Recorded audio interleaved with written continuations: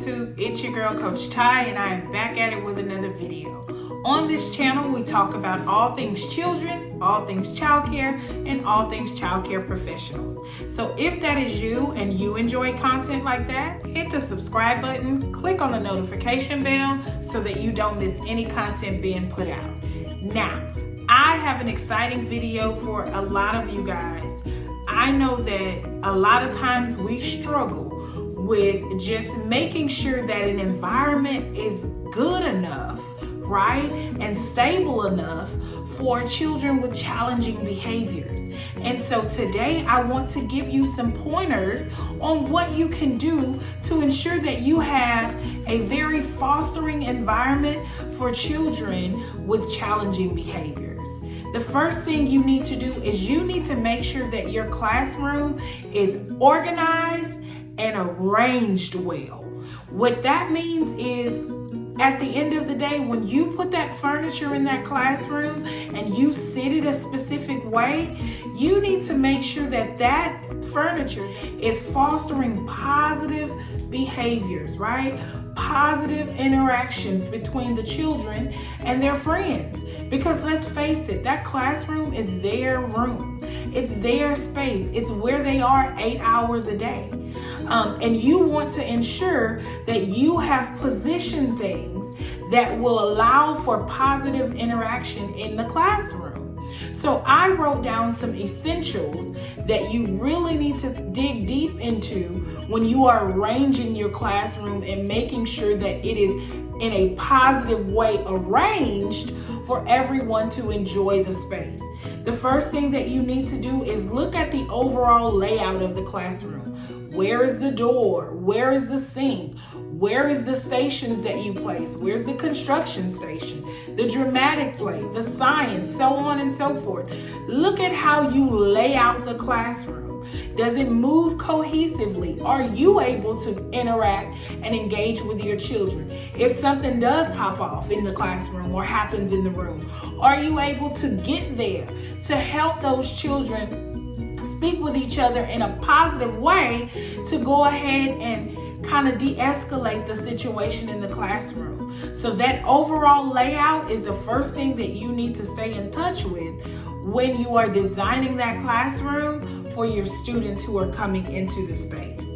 Another thing that you need to look at, digging a little more into the different learning centers, look at those centers and look at how you strategically place them in a classroom, right? Did you put the sensory station by the library station? Did you put the library station next to construction, where library is kind of quiet and construction is not as quiet? How did you lay out that classroom and move those different centers in your room to make sure that there is no chaos and confusion in the space? Take a look at that. Another thing that you need to look at is the amount of space needed for various activities. Look at the way that you position things and you place things. And is there enough space surrounding where those centers are? Do we have enough wiggle room? Do we have enough space to move around in those stations? Is it cluttered? Do you have too many things in the station? Do you have not enough things in the station?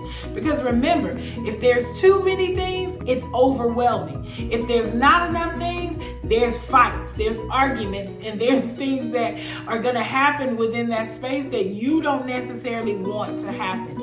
And remember, we're trying to create an environment that fosters positive behaviors and not challenging behaviors. So you need to make sure that you are placing things where they need to go, but leaving ample amount of space for your children to be able to interact with each other and enjoy their time in that space. And then the other thing that you need to think about is the traffic patterns. How are we maneuvering in and out of the space, right? Is it easy access? Is everything accessible to your kids? Is the shelf in the wrong place where the kids can't get out? Like, those traffic patterns are super important. So think about those as you position your stations and different centers inside of your classroom. And then then the other thing I think you need to make sure of, I touched on a little earlier, is the ease of supervision, right?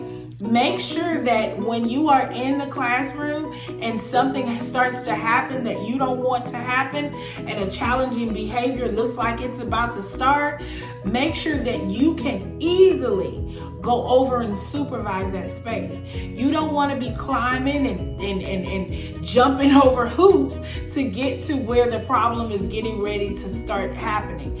Because a lot of times what I see in classrooms when I go in is this excellent layout, but the execution from that person's mind to where they put certain things didn't totally connect, right? It's not evident that you're going to be able to get from your desk to the, to a station that is smack dab in the center of the floor where 30 other stations are surrounding it. You got to be very strategic on how you make sure that you can have an easy access to be able to supervise everything. It's not smart to put a shelf where you know kids are going to sit and then you cannot supervise them by seeing them behind the shelf. Doesn't make sense. So just make sure that every area in your room you are able to see. You want to see the kids. You want to see the object. You want to see, especially the kids. Supervision is super important. You cannot run a classroom and not be able to see everything. So make sure when you strategically place everything in your room, you are for certain understanding that you need to be able to see everything and everybody, okay? The second thing is don't be afraid to tweak the learning environment. Let's say you did set up your room and then you found, this is not really going to work out and I need to switch the reading station from where it is and maybe put it where the sensory station is. It's okay to tweak the environment. Nothing is set in stone. It does not matter if the school year is started and smack dab in the middle of the school year, you need to switch things around. That is perfectly fine. It's okay. There is nothing that says that you cannot do it. Because remember, your classroom has to be and needs to be set up for success. Don't get in this classroom and feel like you're stuck with this layout that you've placed and it's not working for your students. If the challenging behaviors is starting with the layout that you place and you know it's going to pop off in construction and you can't really see over there, girl, move that stuff around. It is okay to tweak that environment and make it become what you need to omit the challenging behaviors. Now, what I'm not saying is that you're not going to have them, but what you want to do is have as least amount of challenging behaviors as possible. And so if that means you need to go ahead and tweak the area, tweak it. Fix it to where it is helping you to kind of dwindle down some of those challenging behaviors that you would normally see in that space. That environment, again, is one that you are going to be in 8 to 10 hours a day. So it is it's not doing you any justice to have that classroom set up and it not be a positive environment for all of the children that are in the space. You need to see, you need to know, but most importantly, they need to grow and have a good time in that space, okay? So tweak it, tweak it, tweak it. There's nothing that says you can't tweak it, okay? Now, the next thing that you need to do is you need to teach your students how to have conflict resolution skills, right? What does that look like? Remember, conflict resolution is a process resolving on disputes and disagreements. That's what happens, right? If you're doing conflict resolution, it's because there's some disputes in the classroom, there's some disagreements that happen. But you need to give them the tools to be able to successfully make sure that is, conflict resolution is happening in the room. A lot of times, some of the things that you can do is you can approach the situation calmly and stop any hurtful actions first, right? So you walk up, Johnny and Sarah are tug of warring at this point because they both want this same toy. The first thing you need to do is you need to get to that space as quickly as you can. But when you get there, make sure that you are calm. Be calm in the situation. We've already got 2 children in an uproar, so we don't need a teacher in an uproar too. You need to be calm in the situation. And when you get there and you are calm, now make sure no one is hurt. We're not showing or displaying hurtful behavior. No one's hitting anyone. No one has a knot on their head. No one is being bit. Make sure that there is no one hurt in the situation, right? So you're walking up and you're walking up calm. You're going to make sure that no one is hurt in the situation. The next thing that you need to do is you need to acknowledge what is going on. Sarah, Johnny, I'm noticing that you guys are not being very kind to each other right now, and you're struggling to share this toy. Can you tell me why? That's what it looks like. Somebody's going to say, well, I had it first. No, I had it first. So we go through that whole I had it first thing. But remember, you are still in a very calm state. And so you're going to gather the information. And by doing that, the one thing I tell my staff is sit down and come to their level, right? And you start to ask the question. First of all, friends, may I have the toy? Put it in my hand. No, I don't want to. I understand you don't want to, but that is what I need you to do. They put it in your hand. Now you are going to start to gather the information.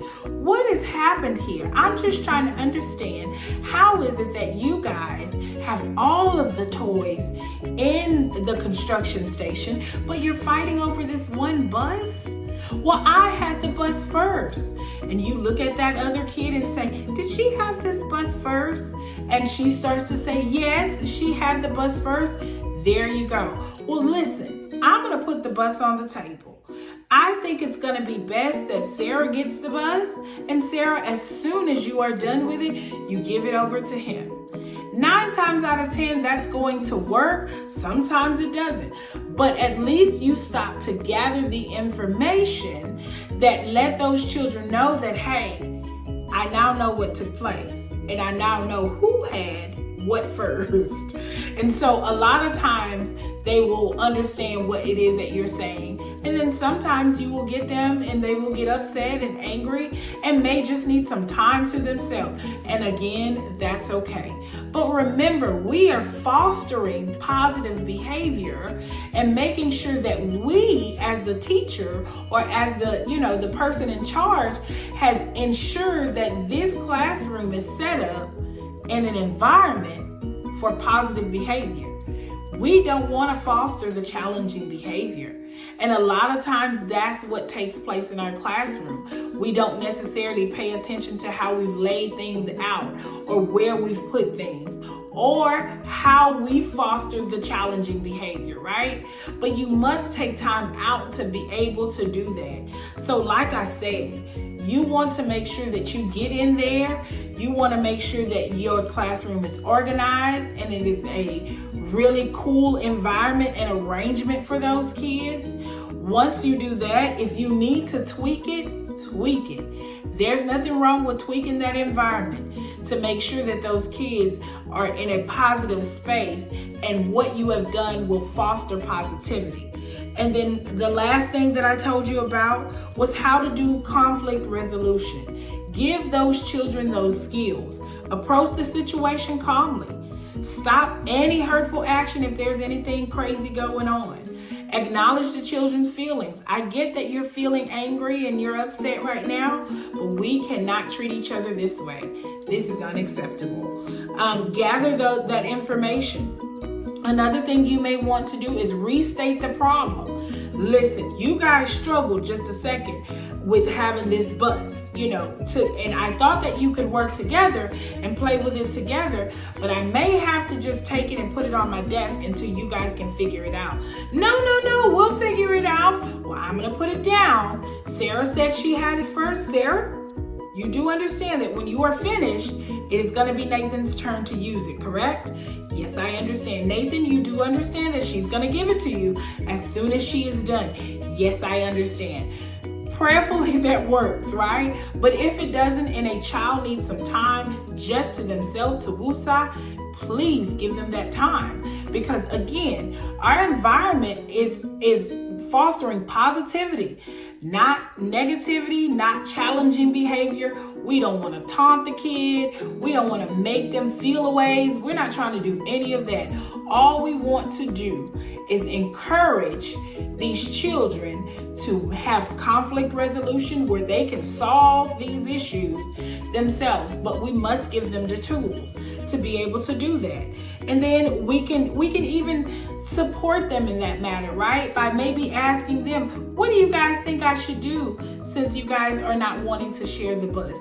Should I take it away? Should I put it on my desk until you guys are ready? What do you think I should do?